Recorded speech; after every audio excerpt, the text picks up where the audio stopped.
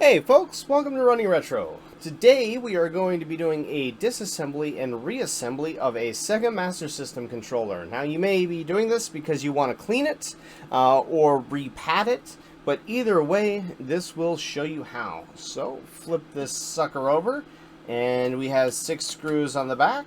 We'll take those out. Now if you watched our Nintendo controller video, then this is the same thing. I mean, they're the same size. They're pretty much the same everything, as far as this step goes. But I do find that the screws are actually a lot easier to pluck out because they're not in quite so deep. So on this one, I do actually take these screws and remove them. There's our case. Here we have the inside with the 2 boards. Now you want to be a little careful because you don't want to put any tension on these 2 boards. But you can flip it up. Like when I'm trying to go through this and clean it and work on it, generally what I do, if I'm cleaning it, I'll take it all the way apart. But if I'm just replacing the pads, I'll just lean it up like this. And that way, you don't have to worry about rerunning the wires and all that good stuff. But you can just take that out. Here you've got your pads right here. You can give those a very gentle rub. As I mentioned in the Nintendo video as well, you do want to be careful whenever you're cleaning all of these contacts because you don't want to rub the contact material off. The difference here, though, is these are actually a lot harder to repair than the Nintendo ones, so you do not want to mess with that. You have your 2 pads here, and you have your D-pad here. Your buttons just pop out. You can give those a clean.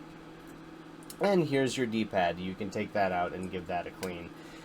Once you have all the electronics out, so the board and these contacts, you can take the plastic and just soak it in hot water and a little bit of soap, and that way you could get all the grime off. Use a toothbrush and just give it a little bit of a scrub.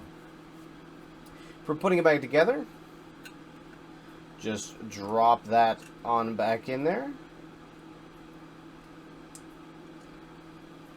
Take these 2 little tabs, make sure that they're just in these grooves. Replace your pads. Your D-pad contact.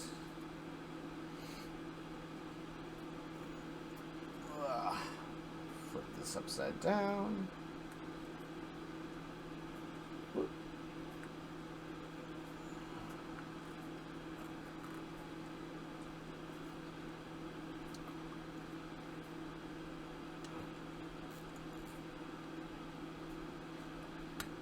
Go.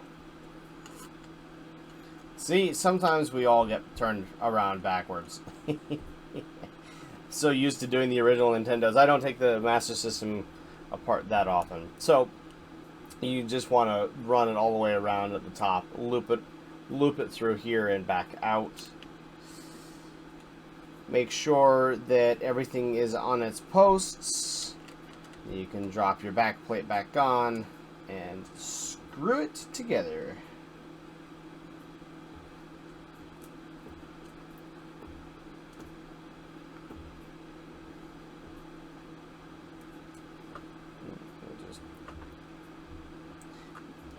Because these stand up a little bit more, they're actually easier to do one by one. I always forget that.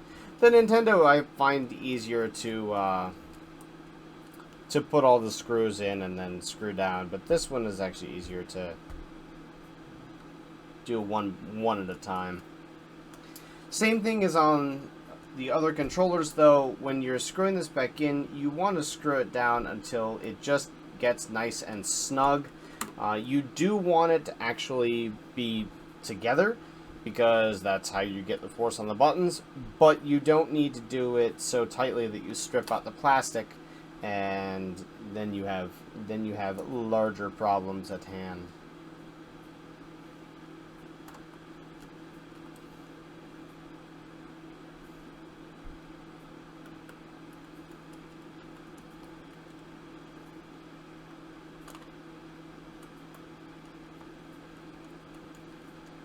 All right.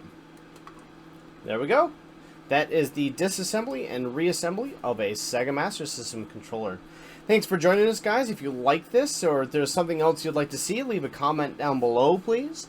If you like the video, like and subscribe. Come check out our Discord, our website. We also do streams 3 times a week on YouTube, and we will be doing streams 2 times a week on Twitch as well. So check out our streaming schedule and pop in, chat, say hi, and join our awesome community. Thanks very much.